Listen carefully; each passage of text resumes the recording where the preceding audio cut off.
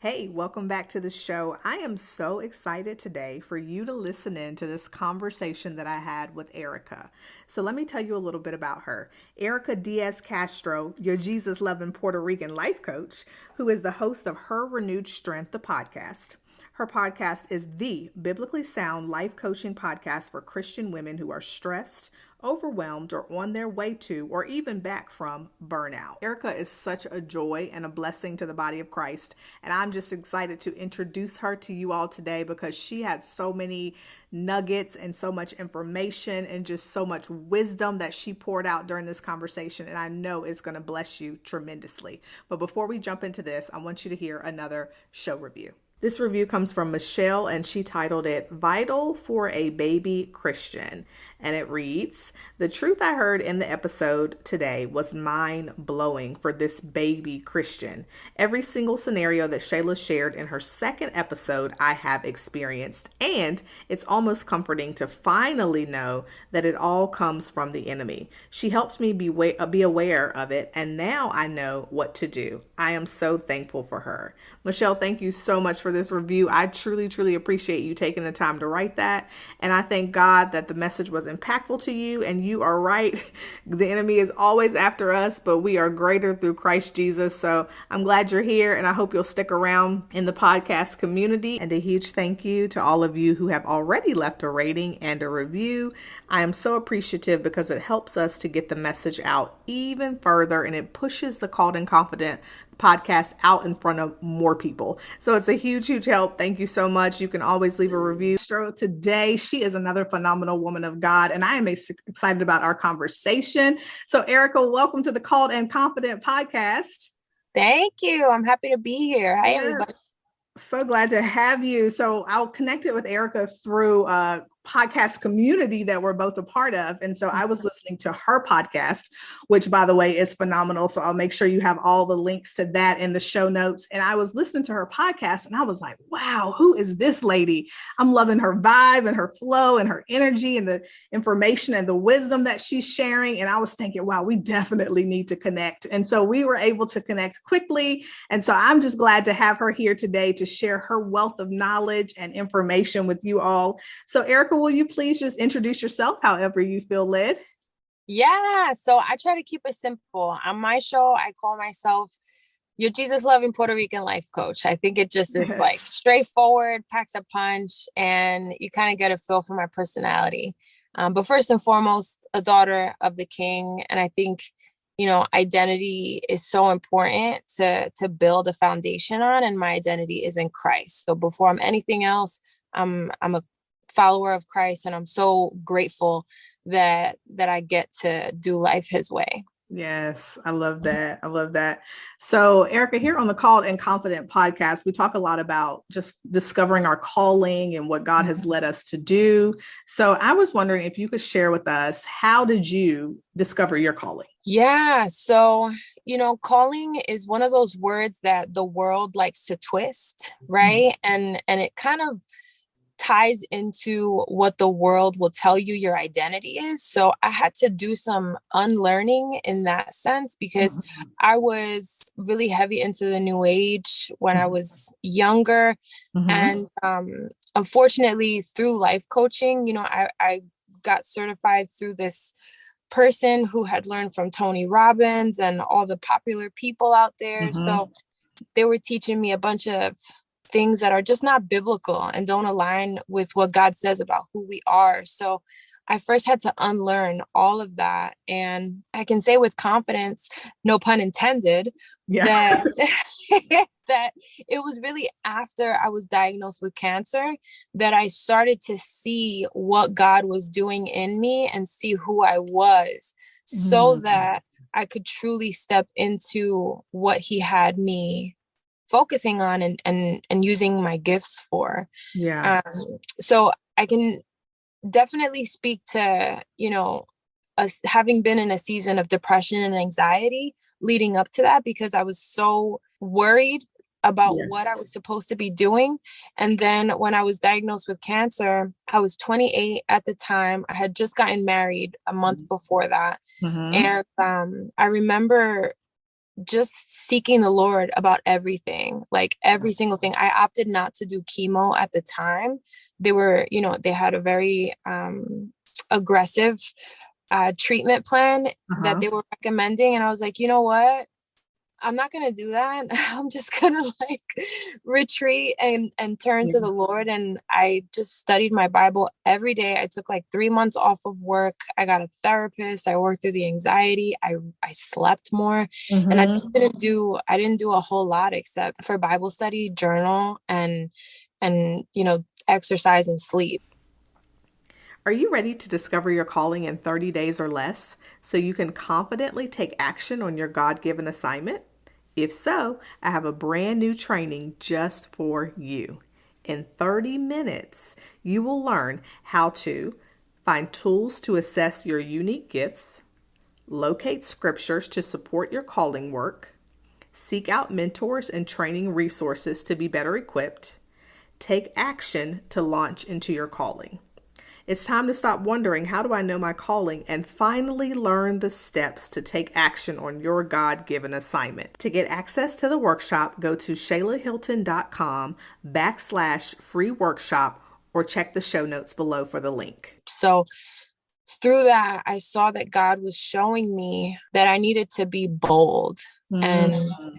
that I needed to not look to other people to give me permission to do what he was calling me to do. And I always had a passion for encouraging women. I always had a passion for helping women do the thing that was on their heart to do. I always could see big picture and like very quickly break it down into steps.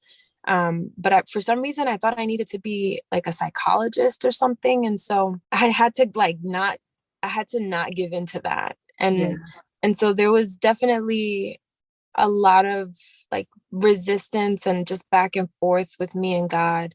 But truly it was through prayer and through seeking the Lord and reading his word and getting to know him more that I started to see what he had for me. And I was in fitness for a really long time, for almost a Mm-hmm. decade. And I transitioned out of fitness into just completely life coaching. And when I did that, I saw that I was attracting women who struggled with anxiety, which I had firsthand experience Uh-huh. having dealt with. And I saw just a pattern, but it wasn't something that came overnight. It was like a years long process. And I would say that there was a lot of trial and error, but there was more work that he was doing in me through that and just drawing me closer to himself, to the point where I completely shifted from not including my faith in my business to completely rebranding to being a faith led business, a Christian business, a Christian coach, and going from not even like sharing verses to starting with fasting when I work with clients now. So it Wow. wasn't overnight, but here we are. Yeah, yeah. And so when you were in that place and you were, after you had your diagnosis, were you still feeling called of God, or were you feeling like, am I even called? Like, where were you in that place? Did you just know, like, I still have a call on my life, or there's still something great I'm supposed to do? Were you always feeling that way? It was only after I was diagnosed with cancer that I realized that he was giving me an opportunity. And Wow. I would say there was only one time when I thought I was going to die of cancer. And it was the one time, and I know some people feel a way about like extra biblical revelation. So I sometimes am hesitant to share this, but it was what the Lord said to me. He told me, you're not going to die of cancer. Mm-hmm. It was like thoughts coming into my mind. And Mm-hmm. he shared, you're not going to die of cancer. The doctors will look for cancer and you'll be pregnant. And that's exactly what happened. The doctors thought that the cancer had progressed from stage 1 to stage 3.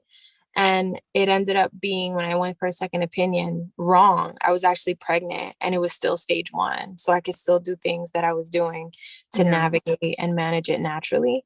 And it was through that the Lord showed me that the things that I never wanted kids. I actually tried to get my tubes tied when I was really young, but the doctor was like, you're too young. You Mm-hmm. never know.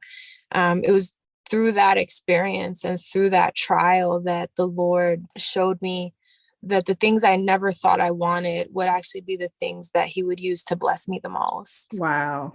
That's powerful. That's so powerful. Yes. Uh, Wow. So, what would you say to a listener who is feeling like, I don't know how to keep going during this hard time or this hard season that I'm in? What would you say to her? you don't have to keep anything. You just have to stay put, you know?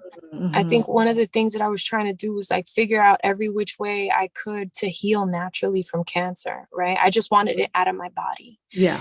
And my husband too. My husband shut down emotionally during that time, and I lived with cancer for 5 years before I went into remission. And during that time, every day I had a huge mass in my neck, and I would just touch it and see if it was still there. And I would try to, like, I'm a researcher, right? I struggle Yeah. with anxiety, so I'm always trying to find the answer and like control it, right? And so I kept looking for ways to propel things in my own strength and to Yeah. kind of try to keep it within um, my control, even though it's not really possible. But I needed to stay put. I needed to not get ahead of myself and to be living in the future. And that's really what anxiety is like you just are stuck in the future, right? You're trying to be there already and you can't appreciate what's happening now. The gurus will tell you that, you know, mindfulness and all the things that help you to stay present will work. And I think that it's a band-aid. It's more of like trying to make sense of things in your own strength. Yeah. But really seeking the Lord and focusing on him helps you to be present in the now. And Yeah. he is the source of peace. And peace only comes when you focus on him. So there are a lot of things that I tried to do in my own strength before I turned it over to him. And it was only after I completely surrendered to him that I truly had peace that I had never known before. People didn't Mhm. understand how in the world I was feeling so calm and just so at ease with things. But Yes. it was because I wasn't trying to get ahead of myself anymore. I did though. I did try to get ahead of myself for years. And so to you, my sister, whoever you are, if you're struggling in that way, you just have to really buckle down, I think, and dig into his word and just see what he is sharing about himself, because we need to be focusing on who he is. We're always going to lack something in our own strength. Without the Lord, we're always going to struggle. We're never going to have the answers. We don't have the full picture. We don't have any idea what he's doing down the line through right now. But in being in his word, you learn to trust him. You learn how trustworthy he is. You learn how merciful and gracious he is.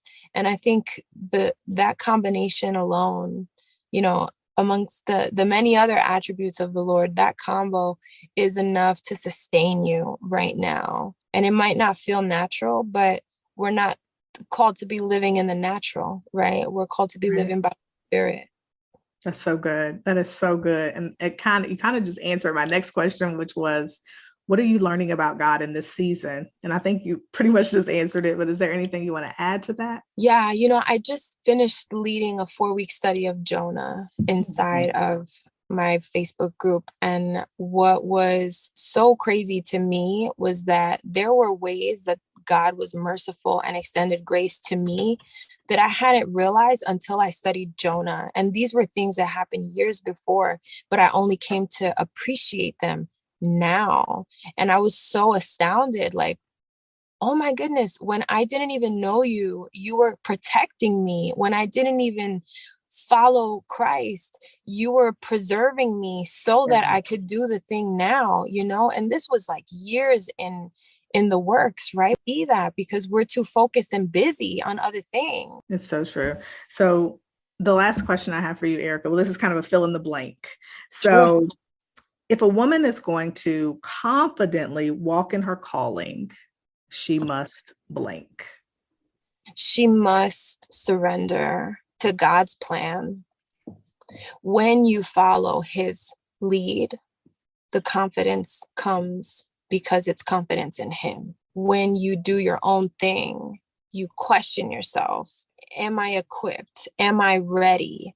Am I enough? Am I the right person? And that's because you're trying to do it yourself. But if you want to be confident and you want to do the thing that he's calling you to do, you have to just give it all to him and trust that if he already took care of everything else, he's going to continue to take care of the things that haven't yet happened, haven't even yet been thought of. Right? You might not know what the business plan is. You might not know how your ministry is going to grow. You might not know how your children are going to come to know the Lord. But if you just surrender it to him, he will give you the plan. He will give you the growth strategy. He will give you the discipleship, layout and what that looks like. And he is trustworthy. He is generous beyond belief to be giving us beyond what we need, right? And he gives us more than what we deserve. So beautiful. And we're so lucky. We're so blessed to do life his way when we choose to do life his way. Yes, that's so beautiful. And that's a perfect way to close out. Do y'all see what I'm saying? I told you Erika is the truth. Erika, thank you so much for spending some time with us today. I loved every bit of this conversation. Thank you for all the wisdom, all the nuggets, all the information. You are just such a beautiful soul. I thank God for you. I thank God for this connection. And I'm excited to watch what God does in your life. Erika, can you tell the people how they can connect with you?